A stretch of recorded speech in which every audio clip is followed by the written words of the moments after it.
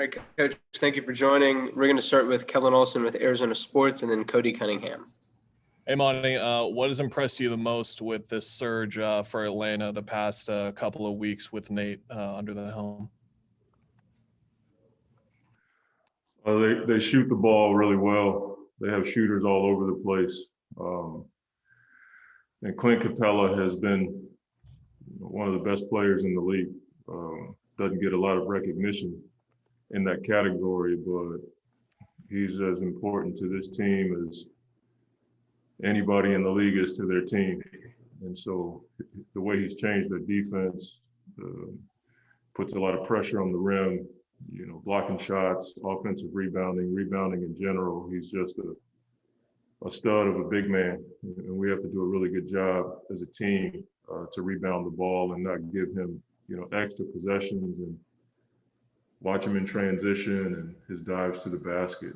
And so they have a lot of guys who can play. The addition of Lou Williams has helped those guys. Bogdanovich being healthy.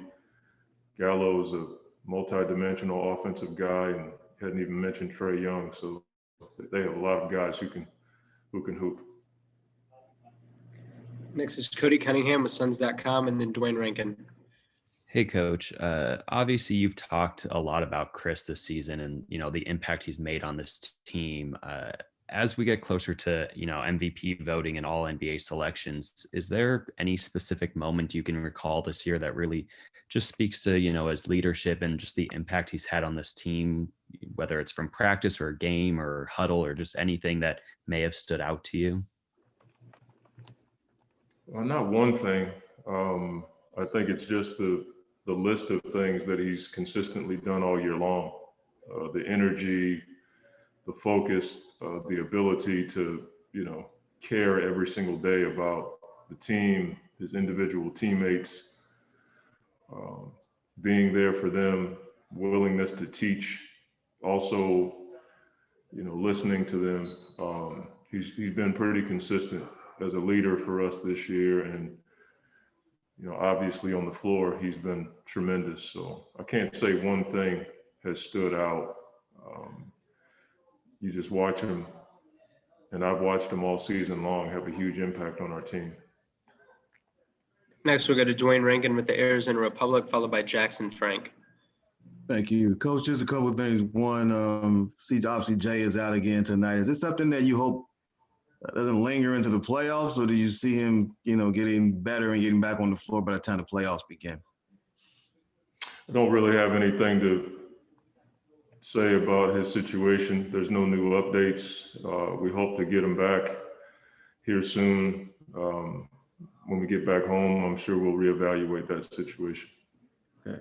And a quick follow. You talked yesterday, after last night's games, about Willie coming out of his skin, watching Mikal play defense. How would you describe Coach Green's coaching style, his way he works with players? How would you, describe all of that?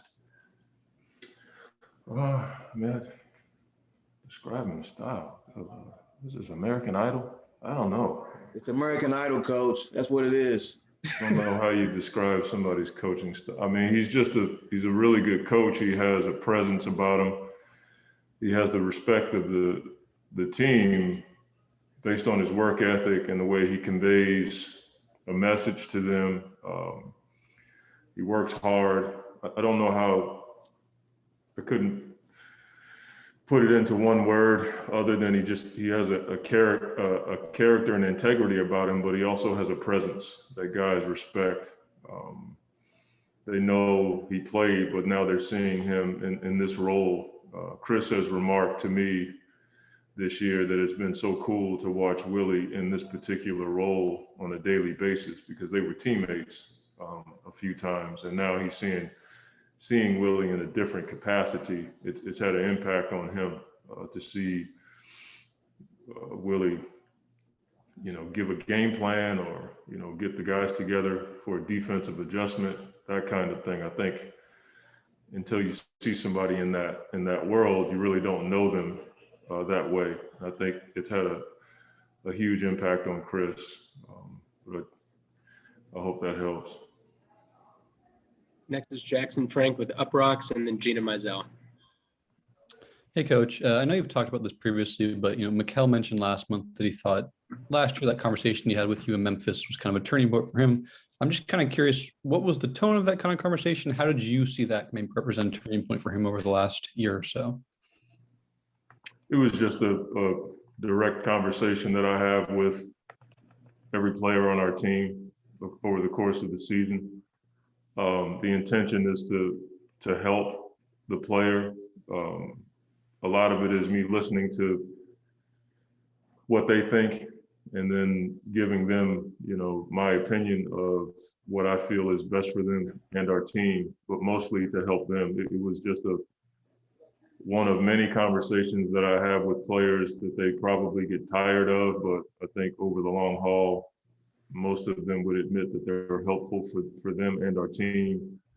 It wasn't, I don't think either one of us realized how important it would be. We just had a conversation. He wasn't comfortable, and at the time he wasn't playing as well as he could. And, that's the part of coaching that it's not well documented, but all coaches do it. I'm not the only person that does that. All of us have conversations with individual players to help them help the team. And that form of communication and the vulnerability that has to happen in those conversations, I think, can be productive for the player and the team.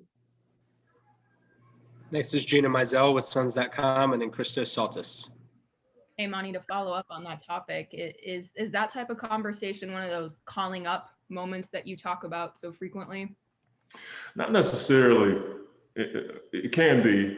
I mean, it's always in an effort to help the player be the best version of himself on the floor, and if need be, off the floor. But also, I have to hear the player so I can hear their heart, because maybe I'm doing something that's not effective.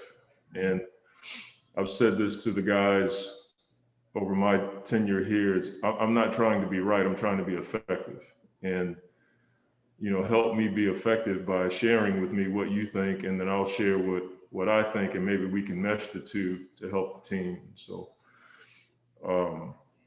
it may be a little bit of that, pulling them, pushing them, getting them to where they need to be. So you may be right on that. And then kind of on a different note, just something that Chris has talked about, something that James actually said during the television broadcast last night is guys have used the phrase, we're a work team. Like that's what makes you guys so good. And I think some of us could hear that and say, well, of course they work hard. They work hard in practice. They work hard every day. But as the person who's around this team every day, like what's a way that we're a work team kind of shows itself maybe on an everyday basis? I mean, it just goes back to the Jacob Riis poem that I learned years ago from my time in San Antonio. You're just continually pounding the rock, but not just on the floor. It's in the weight room. It's in the video sessions. It's conversations that guys have away from the staff. After film session today, I watched 4, 5, 6 of our guys, talk about things that happened in the game last night, even after our meeting was over with. Those are all a part of the work that goes into, trying to be a good team. And, I'm not a coach that's smart enough to just show up and just coach. I have to work at it. We have players that are talented enough to show up and play, and they work as hard as anybody in the league. And so it's a part of our culture to compete, but not just on the floor, but in every environment, every basket of the basketball world that we live in. Final question is Christos Saltis from Greece. Hello, Coach. Hope you're doing well. I would like to ask you about Jay Crowder. How important was his presence in the last 5-game stretch in the locker room, on the bench, how to support his teammates? Yeah, Jay's been huge. That's another part of working. Even though he's not playing, he's over there talking to his teammates. He'll come over to me and ask me a question like, Coach, what can we do better in this situation?